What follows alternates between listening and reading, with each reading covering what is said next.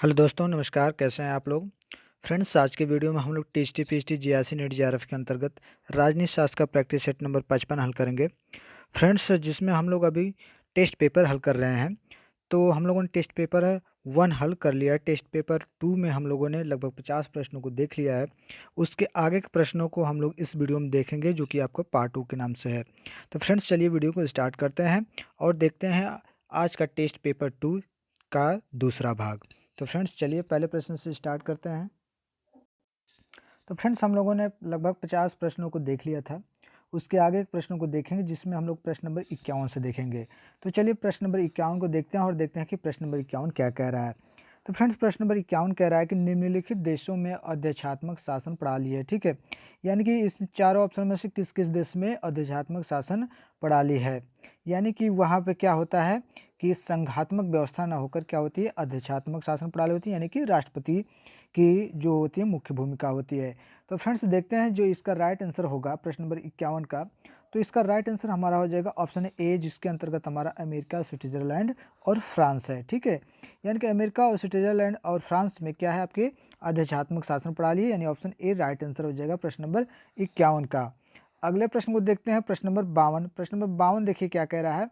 प्रश्न नंबर 52 कह रहा है कि एक संघीय संविधान में होना चाहिए। ठीक है, एक संघीय संविधान में क्या होना चाहिए। तो फ्रेंड्स, एक संघीय संविधान में आपका क्या होना चाहिए, संघीय और राज्य सरकार के बीच क्या होता है, जो उनका विषय होता है वह अलग अलग होता है। यानी कि उनके अंतर्गत वो जो विषय होते हैं संघीय और सरकार, राज्य सरकार के बीच में विभाजन होता है। तो ऑप्शन ए जो दिया है हमारा राइट आंसर हो जाएगा, संघीय और राज्य सरकार के बीच में विभाजन। अगला प्रश्न देखते हैं हम लोग, प्रश्न नंबर 53। प्रश्न नंबर 53 देखिए कह रहा है कि किसने संघीय राज्य को निम्न प्रकार से परिभाषित किया है। संघीय राज्य एक ऐसी राजनीतिक व्यवस्था है जिसके उद्देश्य राष्ट्रीय एकता तथा राज्य के अधिकारों के साथ समन्वय स्थापित करना है। तो फ्रेंड्स, प्रश्न नंबर 53 का जो राइट आंसर हो जाएगा हमारा इसमें से ऑप्शन बी हो जाएगा, डैशी। ठीक है, डैशी हो जाएगा ऑप्शन बी। अगला प्रश्न देखते हैं हम लोग, प्रश्न नंबर 54। प्रश्न नंबर 54 देखिए कह रहा है कि एकात्मक सरकार के लिए कौन सा आवश्यक नहीं है। ठीक है, एकात्मक सरकार के लिए इन चारों ऑप्शनों में से कौन सा आवश्यक नहीं होता है। तो फ्रेंड्स देखिए, एकात्मक सरकार में क्या होता है कि दोहरी नागरिकता उसमें आवश्यक नहीं होती है। ठीक है, तो ये एकहरी नागरिकता होती है, एकल नागरिकता, उस पर ज़्यादा ये जोर देते हैं। तो हमारा ऑप्शन जो सी दिया है, दोहरी नागरिकता, ठीक है, डुअल सिटीजनशिप, ये हमारा राइट आंसर हो जाएगा प्रश्न नंबर 54 का ऑप्शन 3। अगला प्रश्न देखिए, प्रश्न नंबर 55। प्रश्न नंबर 55 देखिए क्या कह रहा है। प्रश्न नंबर 55 कह रहा है फ्रेंड्स, सहयोगी संघवाद का विचार ऐसे संविधान को इंगित करता है। ठीक है, कैसे संविधान का इंगित करता है ये। तो फ्रेंड्स, ये जहाँ पर क्या हो, दोनों केंद्रीय और क्षेत्रीय सरकारें क्या हो, संयोजक रूप में हो। ठीक है, क्या हो, दोनों केंद्रीय और क्षेत्रीय सरकार क्या हो, संयोजक के रूप में हो। यानी कि ऑप्शन जो डी है हमारा राइट आंसर हो जाएगा, जहाँ दोनों केंद्रीय और क्षेत्रीय सरकारें संयोजक हो। अगला प्रश्न देखते हैं, प्रश्न नंबर 56। प्रश्न नंबर 56 देखिए कह रहा है, सामान्यतः राज्यपाल तथा मंत्रियों में वही संबंध है जो राष्ट्रपति तथा उसके मंत्रियों में है। केवल एक प्रमुख अंतर यह है कि संविधान राष्ट्रपति को स्वविवेक से कार्य करने का कोई अधिकार नहीं देता, जबकि राज्यपाल को कुछ कार्यों के संबंध में स्वविवेक से निर्णय लेने का अधिकार देता है। बहुत ही अच्छा प्रश्न है। देखिए, प्रश्न का मतलब ये था कि राज्यपाल, ठीक है, तथा मंत्रियों के बीच में जो संबंध होता है वही संबंध राष्ट्रपति तथा उनके मंत्रियों के बीच में होता है। लेकिन इसमें लेकिन लग गया है कि जो अंतर क्या होता है कि राष्ट्रपति को उनके विवेक के अनुसार उन्हें कार्य करने की छूट नहीं होती है। ठीक, अधिकार नहीं होता है। जबकि राज्यपाल को क्या होता है, वह अपने स्वविवेक के अनुसार कोई कार्य कर सकते हैं। ठीक है, अधिकार ले सकते हैं, दे सकते हैं। तो इसका जो राइट आंसर हो जाएगा फ्रेंड्स, तो ये किसके दृष्टिकोण के अनुसार है, ये कथन है। तो फ्रेंड्स, इसका जो राइट आंसर होगा हमारा ऑप्शन ए हो जाएगा, डी बसु। ठीक है, क्या हो जाएगा, डी बसु, यानी ऑप्शन ए। अगले प्रश्न की तरफ आगे बढ़ते हैं और देखते हैं प्रश्न नंबर 57 नंबर का प्रश्न कह रहा है कि किस संस्था के लिए नाजायज संघ शब्द का प्रयोग किया गया। बहुत ही अच्छा प्रश्न है। देखिए, प्रश्न क्या कह रहा है कि ऐसी कौन सी संस्था है जिसे नाजायज संघ शब्द से उसे प्रयोग किया गया है। तो फ्रेंड्स वह संस्था हमारी भारतीय संघीय व्यवस्था है, ठीक है। तो कौन से हमारा राइट आंसर हो जाएगा इसमें? ऑप्शन डी, भारतीय संघीय व्यवस्था। अगला प्रश्न देखिए, प्रश्न नंबर 58 नंबर का प्रश्न कह रहा है कि 2 अगस्त को कौन कौन से ब्रिटिश अधिनियमों को अनुमति दी गई थी। ठीक है फ्रेंड्स, 2 अगस्त को कौन कौन से ऐसे ब्रिटिश 2 अधिनियम थे जिन्हें अनुमति दी गई। तो फ्रेंड्स इसका जो राइट आंसर हो जाएगा हमारा ऑप्शन बी और सी हो जाएगा, ठीक है। बी और सी, वो 2 अक्टूबर को आपका भारत सरकार अधिनियम 1935 और भारत सरकार अधिनियम 1919 को अनुमति दी गई थी, यानी ऑप्शन डी राइट आंसर हो जाएगा इसका। अगला प्रश्न देखते हैं हम लोग, प्रश्न नंबर 59 नंबर का प्रश्न देखिए, कह रहा है कि भारतीय संविधान का कौन सा अनुच्छेद भारतीय विदेश नीति के प्रमुख पक्षों का समावेश करता है। बहुत ही अच्छा प्रश्न है। तो इसका जो राइट आंसर होगा फ्रेंड्स हमारा अनुच्छेद 51 होता है, यानी कि ऑप्शन जो डी दिया है अनुच्छेद 51, ये राइट आंसर हो जाएगा। अगला प्रश्न देखिए, प्रश्न नंबर 60 नंबर का प्रश्न कह रहा है कि भारत ने इजराइल से राजनयिक संबंध स्थापित किए। ठीक है, भारत और इजराइल के बीच जो राजनयिक संबंध स्थापित हुआ था, कब हुआ था? तो फ्रेंड्स ये 1992 ईस्वी में हुआ था। कब हुआ था? 1992 ईस्वी में हुआ था, यानी ऑप्शन ए राइट आंसर हो जाएगा हमारा। अगला प्रश्न देखिए, प्रश्न नंबर 61 नंबर का प्रश्न कह रहा है कि 1857 का विद्रोह भारत का प्रथम स्वतंत्रता संग्राम था, ऐसा किसने कहा। ठीक है, प्रश्न का अर्थ यह है कि जो 1857 का विद्रोह था उसे किस नाम, कौन सा नाम दिया गया था? भारत का प्रथम स्वतंत्रता संग्राम। यह शब्द किसके द्वारा कहा गया? तो फ्रेंड्स यह जो शब्द था आपके विनायक सावरकर महोदय के अनुसार कहा गया। ठीक है, किसके? विनायक सावरकर, यानी कि ऑप्शन जो डी इसमें राइट आंसर हो जाएगा हमारा, विनायक सावरकर। अगला प्रश्न देखते हैं हम लोग, प्रश्न नंबर 63 नंबर का प्रश्न कह रहा है कि इनमें से कौन भारतीय राष्ट्रवाद के जनक माने जाते हैं। बहुत ही अच्छा प्रश्न। इनमें कौन से भारतीय राष्ट्रवाद के जनक माने जाते हैं? तो इसका जो राइट आंसर हो जाएगा फ्रेंड्स हमारा ऑप्शन डी हो जाएगा, बीजी तिलक। कौन सा? बीजी तिलक, यानी कि ऑप्शन डी। अगला प्रश्न देखिए, प्रश्न नंबर 64 नंबर का प्रश्न करें कि वर्नाकुलर प्रेस अधिनियम भारतीय भाषा के प्रेस पर नियंत्रण स्थापित करने के लिए जारी किया गया था, किस सन में? ठीक है, वर्नाकुलर जो प्रेस अधिनियम था भारतीय भाषा के प्रेस पर नियंत्रण स्थापित, ठीक है, जो भारतीय भाषा का जो प्रेस था उस पर नियंत्रण करने के लिए, ठीक है, यानी उसका किस प्रकार से, ठीक है, देख रेख किया जाए, ठीक है, स्थापित करने के लिए किया गया था, किस सन में? तो फ्रेंड्स इसका जो राइट आंसर है आपका 1878 ईस्वी है, यानी कि ऑप्शन डी हो जाएगा 1878 ईस्वी में। ठीक है, अगला प्रश्न देखिए, प्रश्न नंबर 65 देखिए, कह रहा है निम्नलिखित में से कौन सा 1892 के अधिनियम की मुख्य विशेषता नहीं है। बहुत ही अच्छा प्रश्न है। तो देखिए आपका इसमें कौन सा राइट आंसर हो जाएगा? ऑप्शन ए हो जाएगा, विधान परिषदों के अधिकारों में कमी की गई। ठीक है, ये हमारा गलत है। ठीक है, तो जो रॉन्ग होगा इसमें हम उसी को ढूंढना है, तो वही हमारा राइट आंसर होना चाहिए। तो यानी ऑप्शन ए जो कहा था विधान परिषदों के अधिकारों में कमी की गई, ये हमारा राइट आंसर हो जाएगा। ये हमारा 1892 का अधिनियम था उसकी ये विशेषता नहीं है, यानी ऑप्शन ए।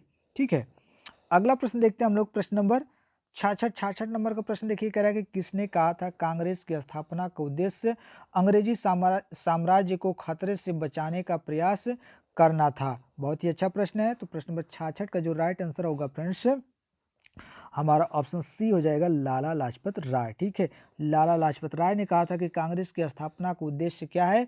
अंग्रेजी साम्राज्य को खतरे से बचाने का प्रयास। ठीक है, किसने कहा था? लाला लाजपत राय, यानी ऑप्शन सी। अगला प्रश्न देखिए, प्रश्न नंबर 67 नंबर का प्रश्न कह रहा है कि भारतीय राष्ट्रीय कांग्रेस ने लगातार उदारवादी नीति इन वर्षों में अपनाई। ठीक है, यानी भारतीय जो राष्ट्रीय कांग्रेस थी ये उदारवादी लगातार किस वर्षों में अपनाई थी? तो फ्रेंड्स यह 1885 से 1905 ईस्वी के बीच उदारवादी नीति को क्या किया? तो लगातार अपनाया था। किसने? भारतीय राष्ट्रीय कांग्रेस ने। तो ऑप्शन बी राइट आंसर हो जाएगा हमारा, 1885 से 1905। अगला प्रश्न देखते हैं हम लोग, प्रश्न नंबर 68 नंबर का प्रश्न देखिए, कह रहा है कि निम्नलिखित में से किस श्रृंखला में केवल उदारवादियों का नाम है, यानी कौन से ऐसा ऑप्शन है जिसमें केवल उदारवादियों का नाम है? तो देख लीजिए एक बार ध्यान से प्रश्न नंबर 68 के ऑप्शनों को। तो देखिए मैं आंसर बता दे रहा हूँ, इसका जो राइट आंसर है आपका ऑप्शन सी है, देखिए जो उदारवादी है हमारे इसमें total GK Gokhale, PS Mehta, DD और डीबी नौरोजी यानी दादा भाई नौरोजी। तो friends option C right answer हो जाएगा प्रश्न नंबर 68 का। अगला प्रश्न देखते हैं हम लोग प्रश्न नंबर 69 नंबर का प्रश्न देखिए कह रहा है भारतीय संविधान में केंद्र और राज्यों के बीच शक्तियों का विभाजन आधारित है किस पे? ठीक है, किसके अनुसार भारतीय संविधान में केंद्र और राज्यों के बीच जो शक्तियों का विभाजन है वो आधारित है किसके अनुसार? तो फ्रेंड्स यह आपके भारत सरकार अधिनियम जो 1935 है इसके अनुसार क्या है, जो भारतीय संविधान में केंद्र और राज्य हैं उनके बीच शक्तियों का विभाजन, ठीक है, किया गया किसके अनुसार? भारत सरकार अधिनियम 1935 के तहत। तो ऑप्शन सी राइट आंसर हो जाएगा हमारा। अगला प्रश्न देखते हैं हम लोग प्रश्न नंबर 70 नंबर का प्रश्न देखिए कह रहा है कि किसने कहा मुझ पर जो लाठियों के प्रहार से घाव लगे हैं वह एक दिन ब्रिटिश साम्राज्य के ताबूत के किल बनेंगे। बहुत ही अच्छा प्रश्न, मुझे लगता है ये तो सभी लोगों को पता होगा। प्रश्न नंबर 70, तो 70 का जो राइट आंसर है जो लाठियां बरसाई गई थी फ्रेंड्स किसके ऊपर? लाला लाजपत राय के ऊपर। ठीक है, तो उन्होंने कहा था कि मुझ पर जो लाठियों के प्रहार से घाव लगे हैं वह एक दिन ब्रिटिश साम्राज्य के लिए क्या होंगे? ताबूत के किल बनेंगे। किसने कहा था? लाला लाजपत राय ने। अगला प्रश्न देखिए प्रश्न नंबर 71 नंबर का प्रश्न कह रहा है कि किसने कहा स्वराज उपनिवेशवादी सरकार नहीं है और यह किसी अन्य तरह की भी सरकार नहीं है। इसका अर्थ है अपने राष्ट्रीय जीवन की पूर्णता। तो ठीक है, ये किसने कहा था फ्रेंड्स? तो ये आपके भगत सिंह ने कहा था। किसने कहा था? भगत सिंह ने कहा था, यानी ऑप्शन ए राइट आंसर हो जाएगा भगत सिंह। अगला प्रश्न देखिए प्रश्न नंबर 72 नंबर का प्रश्न देखिए कह रहा है भगत सिंह किस राजनीतिक दल के सदस्य थे? बहुत ही अच्छा प्रश्न। तो मुझे लगता है कुछ लोगों को पता होगा लेकिन कुछ लोग नहीं जानते होंगे। तो लगभग कुछ लोग तो भारतीय राष्ट्रीय कांग्रेस को समझ रहे होंगे या कांग्रेस समाजवादी दल को समझ रहे होंगे, लेकिन इसका राइट आंसर होगा आपका option B Hindustan Samajwadi republican party. ठीक है, ये जो राजनीतिक दल थी इसी के सदस्य थे हमारे भगत सिंह। ठीक है, तो यानी ऑप्शन बी राइट आंसर हो जाएगा, हिंदुस्तान समाजवादी रिपब्लिकन पार्टी के भगत सिंह सदस्य थे। अगला प्रश्न देखिए प्रश्न नंबर 74 नंबर का प्रश्न देखिए कह रहा है राज्यसभा को लोकसभा के बराबर अधिकार है। ठीक है, राज्यसभा को लोकसभा के बराबर अधिकार है किस रूप में? ठीक है, ऐसी कौन सी अधिकार उन्हें है कि राज्यसभा को भी लोकसभा के बराबर अधिकार है? तो फ्रेंड्स यह इसका जो राइट आंसर हो जाएगा इसमें जो ऑप्शन बी कह रहा है कि भारतीय संविधान को संशोधित करने में। ठीक है, यदि भारतीय संविधान को संशोधित किसी पार्ट में संशोधन की आवश्यकता होती है तो राज्यसभा को उतना ही अधिकार है जितना कि लोकसभा को अधिकार उसमें होता है। तो ऑप्शन बी राइट आंसर हो जाएगा।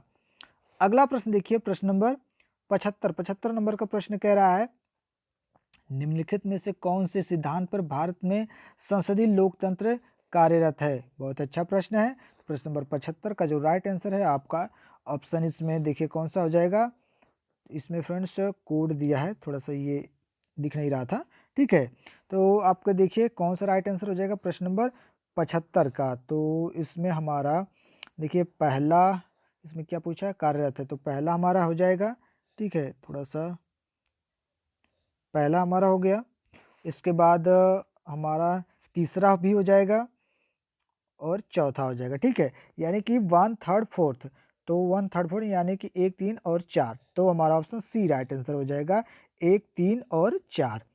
अगला प्रश्न देखते हैं हम लोग प्रश्न नंबर 76 नंबर का प्रश्न देखिए कह रहा है भारत के राष्ट्रपति को पदच्युत करने की कार्यवाही शुरू की जा सकती है। ठीक है, कहाँ पर? तो फ्रेंड्स भारत के जो राष्ट्रपति होते हैं उन्हें पदच्युत यानी उन्हें पद से हटाने के लिए जो कार्यवाही शुरू की जा सकती है वो आपके किसी भी सदन में यानी कि लोकसभा हो या राज्यसभा किसी भी सदन में की जा सकती है, यानी ऑप्शन ए राइट आंसर हो जाएगा।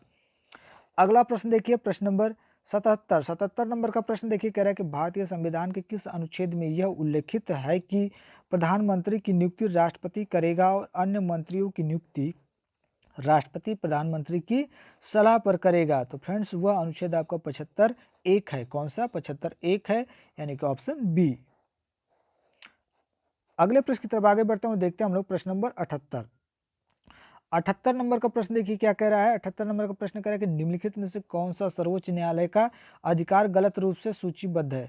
यानी कि इसमें सर्वोच्च न्यायालय का वह अधिकार नहीं है। प्रश्न नंबर 78, तो 78 का जो ऑप्शन ए दिया है ए दिया है, यह उच्च न्यायालय के न्यायाधीशों की नियुक्ति करता है। तो यह गलत है, ठीक है, ये सर्वोच्च न्यायालय का अधिकार नहीं है। बाकी आपके यह अभिलेख रखता है, तो ये भी ठीक सही है। सर्वोच्च न्यायालय के फैसले जो पूरे भारत में अनिवार्य रूप से क्या होते हैं, मान्य भी होते हैं। और क्या करता है, राष्ट्रपति और उपराष्ट्रपति के चुनाव के सभी विवादों को क्या करता है, वह निपटाता है। यानी कि जो ए कह रहा था कि यह उच्च न्यायालय के न्यायाधीशों की नियुक्ति करता है, तो ये गलत है, राष्ट्रपति करते हैं। यानी ऑप्शन ए राइट आंसर हो जाएगा। अगला प्रश्न देखिए, प्रश्न नंबर 79 नंबर का प्रश्न देखिए क्या कह रहा है। ये भी आपके कूट संबंधी, थोड़ा सा आप लोगों को छोटा दिख रहा होगा फ्रेंड्स, तो रिजोल्यूशन थोड़ा सा बढ़ा लीजिएगा आप लोग। तो देखिए प्रश्न नंबर 79 कह रहा है, निम्नलिखित में से कौन सा संघीय सिद्धांत भारतीय संघ में नहीं है। तो देखिए इसका जो राइट आंसर होगा 79 का, तो उसमें देख लेते हैं हमारा कौन सा होना चाहिए। तो इसमें हमारा ऑप्शन सी देखिए राइट आंसर हो जाएगा, 1 और 2, ठीक है। कौन सा नहीं है, पहला जो संघ और राज्य सरकारों के बीच न्यायपालिका का विभाजन, ये हमारा नहीं है। और आपका जो दूसरा दिया है, संघ और राज्य सरकारों को कानून और कार्य निष्पादन के लिए अधिकारी, तो ये दोनों हमारे नहीं, यानी ऑप्शन सी।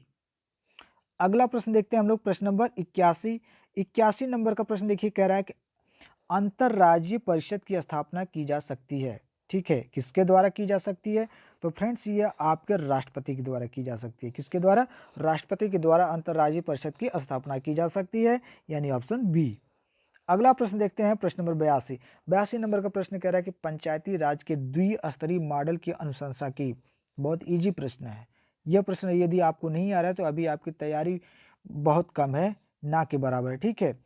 तो इसका जो राइट आंसर हो जाएगा, द्विस्तरीय की मॉडल की बात कर रहा है फ्रेंड्स, प्रश्न नंबर 82, तो इसका ऑप्शन ए होगा, अशोक मेहता कमेटी 1957, ठीक है। अशोक मेहता समिति जो आई थी आपकी 1957 में, इन्होंने क्या किया था, द्विस्तरीय मॉडल प्रस्तुत किया था पंचायती राज का, यानी ऑप्शन ए राइट आंसर हो जाएगा। बलवंत राय मेहता त्रिस्तरीय थे, ठीक है, याद रख लीजिए, बलवंत राय त्रिस्तरीय, अशोक मेहता समिति जो थी यह द्विस्तरीय। अगला प्रश्न देखते हैं हम लोग, प्रश्न नंबर 83 नंबर का प्रश्न देखिए कह रहा है कि राजस्थान में नया पंचायती राज अधिनियम कब लागू किया गया। तो फ्रेंड्स राजस्थान में नया पंचायती राज की बात करें, पंचायती राज की केवल नहीं, पंचायती राज तो आपका 2 अक्टूबर 1959 को आया था, कंफ्यूज मत होइएगा। नया पंचायती तो ये 14 अप्रैल 1994 को आया था। कब, 14 अप्रैल 1994। तो प्रश्न नंबर 83 का ऑप्शन बी राइट आंसर हो जाएगा हमारा, 14 अप्रैल 1994।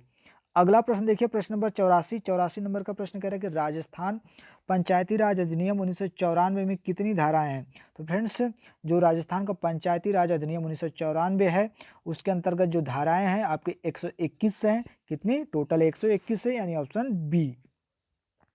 अगला प्रश्न देखिए, प्रश्न नंबर 85 नंबर का प्रश्न देखिए कह रहा है, भारतीय संविधान की 11वीं अनुसूची का संबंध है किससे। तो फ्रेंड्स जो भारतीय संविधान की 11वीं अनुसूची का संबंध है आपका किससे है, तो पंचायती राज की संस्थाओं से है। किससे है, पंचायती राज की संस्थाओं से है, ठीक है। तो ऑप्शन डी राइट इसका आंसर हो जाएगा हमारा। और आज के लिए आप लोगों का जो प्रश्न होगा कमेंट करके ज़रूर से दीजिएगा, 10वीं अनुसूची किससे संबंधित है, ठीक है। महत्वपूर्ण जो बिंदु है उसे आप कमेंट करके बताइएगा, 10वीं अनुसूची के अंतर्गत, ठीक है, किसे रखा गया है। इसका आंसर आप लोग कमेंट करके जरूर से दीजिएगा, ठीक है। अगले प्रश्न की तरफ आगे बढ़ते हैं और देखते हैं प्रश्न नंबर 86 नंबर का प्रश्न कह रहा है, राजनीतिक विश्लेषण के संरचनात्मक प्रकार्यात्मक सिद्धांतों को विकसित करने का श्रेय दिया जाता है। तो किसे दिया जाता है फ्रेंड्स, तो यह ग्रोबियल आमंड को दिया जाता है। किसे, ग्रोबियल आमंड को दिया जाता है। क्या, राजनीतिक विश्लेषण के संरचनात्मक और प्रकारात्मक सिद्धांतों को विकसित करने का श्रेय किसे, ग्रेवियल आमंड को, यानी ऑप्शन डी। अगला प्रश्न देखिए, प्रश्न नंबर 88 नंबर का प्रश्न देखिए कह रहा है, यूएसएसआर के विघटन से विश्व राजनीतिक हो गई, ठीक है। विश्व राजनीतिक हो गई किसके बाद, यूएसएसआर के विघटन के बाद। तो इस किस रूप में हुई थी, तो फ्रेंड्स यह एक ध्रुवी के रूप में हुई थी। किस रूप में, एक ध्रुवी के रूप में, यानी ऑप्शन बी राइट आंसर हो जाएगा इसका। अगला प्रश्न देखिए, प्रश्न नंबर 89 देखिए क्या कह रहा है, कितने राष्ट्रों ने 1994 में संयुक्त राष्ट्र के मूल चार्टर पर हस्ताक्षर किए थे। बहुत अच्छा प्रश्न है फ्रेंड्स, कितने राष्ट्रों ने 1994 में संयुक्त राष्ट्र के मूल चार्टर पर हस्ताक्षर किए। जो हिस्ट्री के स्टूडेंट होंगे उनके लिए तो बहुत ही महत्वपूर्ण है, और जो पॉलिटिकल के हैं उनके लिए तो है ही। फ्रेंड्स प्रश्न नंबर 89 का जो राइट आंसर आपका ऑप्शन सी हो जाएगा 51। ठीक है, 51 राष्ट्रों ने जो 1994 में संयुक्त राष्ट्र का मूल चार्टर था उस पर हस्ताक्षर किया था। टोटल कितने? 51, यानी ऑप्शन सी। अगला प्रश्न देखिए, प्रश्न नंबर 90 नंबर का कह रहा है कि शिमला समझौता पर हस्ताक्षर किए गए थे। तो शिमला समझौता पर हस्ताक्षर कब किए गए थे? तो शिमला समझौता क्या हुआ था? पाकिस्तान और भारत से समझौता जो हुआ था शिमला, उसी के अनुरूप इस पे हस्ताक्षर हुए थे। वहाँ के जो तत्कालीन प्रधानमंत्री थे उनकी बेटी आई हुई थी, कौन? बेनज़ीर भुट्टो। ठीक है, उनकी बेटी बेनज़ीर भुट्टो आई थी और इस समझौते के लिए वह कब आई थी? 28 जून को आई थी, 28 जून 1900। ठीक है फ्रेंड्स, कब आई थी? तो ये आपके 28 जून 1972 ईस्वी को आई थी आपके शिमला पे। लेकिन वहाँ क्या हुआ था कि समझौता नहीं हो पा रहा था और वह 2 जुलाई को वापस जाने वाली थी अब अपने देश। तभी उस दौरान क्या लंच के पहले ही क्या हो गया था, यह अपना समझौता हो गया और इसी समझौते का नाम रखा गया शिमला समझौता। ठीक है, यानी कि 2 जुलाई 1972। ऑप्शन डी राइट आंसर हो जाएगा इसका। अगला प्रश्न देखिए, प्रश्न नंबर 91 नंबर का प्रश्न कह रहा है कि निम्नलिखित में से कौन सा दबाव समूह का प्राथमिक उद्देश्य है? ठीक है, तो प्राथमिक उद्देश्य क्या होता है दबाव समूह का? तो वे क्या करते हैं कि जो नीतिगत निर्णयों को प्रभावित करने के लिए क्या करते हैं, सरकार पर दबाव डालते हैं। ऐसे निर्णय जो नीतिगत हो और उन्हें प्रभावित करने के लिए सरकार पर क्या करते हैं, दबाव बनाते हैं वे लोग। कौन? दबाव समूह। तो हमारा राइट आंसर ऑप्शन बी हो जाएगा। अगला प्रश्न देखिए, प्रश्न नंबर 92 नंबर का कह रहा है कि गुजराल सिद्धांत का महत्वपूर्ण बिंदु है। ठीक है, गुजराल सिद्धांत का महत्वपूर्ण बिंदु है भारत के संबंध सुधारना। ठीक है, किससे? जो गुजराल सिद्धांत है उनका बिंदु था कि भारत के संबंध को सुधारना। किस देश से? तो फ्रेंड्स ये आसियान देश थे। ठीक है, कौन? आसियान देशों के साथ भारत के जो संबंध सुधारने की बात कही गई थी, किसका? गुजराल सिद्धांत के अनुसार। तो हमारा ऑप्शन सी राइट आंसर हो जाएगा, आसियान देश। ठीक है, अगला प्रश्न देखिए, प्रश्न नंबर 93 नंबर का प्रश्न कह रहा है कि एक एकात्मक शासन व्यवस्था में स्थानीय निकायों की सत्ता, ठीक है, क्या होती है? तो फ्रेंड्स इसका जो राइट आंसर होगा आपका ऑप्शन सी हो जाएगा, केंद्रीय सरकार द्वारा प्रदत्त होती है। ठीक है, कौन सा? Option C. ठीक है, अगला प्रश्न देखते हैं हम लोग, प्रश्न नंबर 94 नंबर का प्रश्न देखिए, कह रहा है कि तृतीय विश्व युद्ध, सॉरी युद्ध नहीं है फ्रेंड्स, ये युद्ध आ जाएगा तो ये गलत प्रश्न हो जाएगा।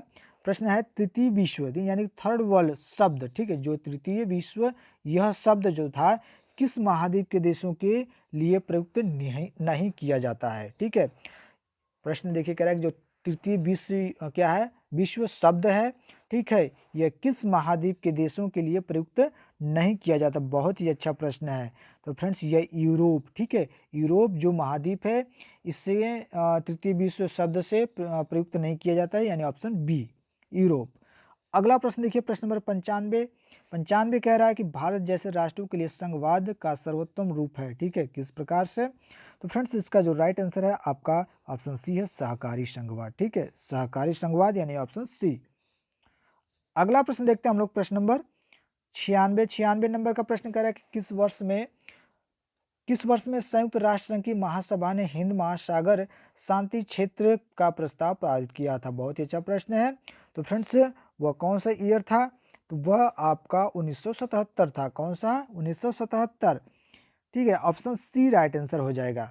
अगला प्रश्न देखते हैं हम लोग, प्रश्न नंबर 97 नंबर का प्रश्न कह रहा है कि निम्नलिखित में से किस समिति का संबंध निर्वाचन संबंधी सुधारों से नहीं है? दो ही ऑप्शन है इसमें, मैं आपको राइट आंसर बता देता हूँ। ऑप्शन ए वाई के अलग समिति। ठीक है, कौन? वाई के अलग समिति, ऑप्शन ए। अगला प्रश्न देखते हैं, प्रश्न नंबर 98 नंबर का कह रहा है प्रश्न, भारत के निम्नलिखित प्रमुख राजनीतिक दलों में से किसके साथ C2, ठीक है, किसके साथ C2 एक श्रमिक संघ संबद्ध है? बहुत ही अच्छा प्रश्न है, प्रश्न नंबर 98। तो यह पार्टी जो थी फ्रेंड्स आपकी कम्युनिस्ट पार्टी ऑफ इंडिया, जिसे मार्क्सवादी के नाम से भी जाना जाता है। ठीक है, यानी ऑप्शन डी राइट आंसर हो जाएगा हमारा। अगला प्रश्न देखिए, 99 यानी 99। देखिए 99 नंबर का प्रश्न कर रहा है कि कैंप डेविड समझौता संबंधित है। तो जो कैंप डेविड समझौता है फ्रेंड्स, ये किससे संबंधित है? तो ये आपके अरब इजराइल युद्ध से संबंधित है। ठीक है, किससे? अरब इजराइल युद्ध से क्या है? कैंप डेविड समझौता। तो ऑप्शन सी राइट आंसर हो जाएगा हमारा इसका।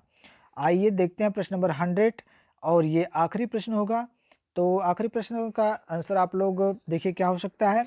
प्रश्न देखिए कह रहा है कि फिलिस्तीन राज्य की घोषणा हुई थी। जो फिलिस्तीन राज्य है इसकी घोषणा किस सन में की गई थी फ्रेंड्स? तो इसकी घोषणा आपको 1988 ईस्वी में की गई थी, यानी ऑप्शन जो सी है ये राइट आंसर हो जाएगा 1988। तो फ्रेंड्स इस वीडियो में हम लोगों ने जो जो हमारा टेस्ट 2 था, ठीक है, टेस्ट पेपर 2, उसके अंतर्गत जो भी प्रश्न हमारे छूटे थे उनको हम लोगों ने इसमें हल किया, ठीक है। तो फ्रेंड्स वीडियो काफ़ी बड़ी हो रही है और बड़ी क्या और यहीं तक ये हमारा टेस्ट है। और जो मैंने प्रश्न पूछा था फ्रेंड्स आप लोगों से कि जो 10वीं अनुसूची है उसमें जो मुख्य बिंदु है किससे संबंधित है, इसका आंसर आप लोग कमेंट करके ज़रूर से दीजिएगा। जो भी भाई लोग हमारे वीडियो पे नए हैं चैनल को सब्सक्राइब कर लें, ठीक है फ्रेंड्स। इसी तरह से आप लोगों को मैं डेली आप लोगों को पॉलिटिकल साइंस और जियोग्राफी की प्रैक्टिस सेट उपलब्ध कराता रहूँगा। बस आप लोग सपोर्ट करिएगा, थोड़ा सा हमारे वीडियो को लाइक एवं शेयर कर दीजिएगा, ठीक है फ्रेंड्स। तो इस वीडियो में बस इतना ही। थैंक यू, धन्यवाद।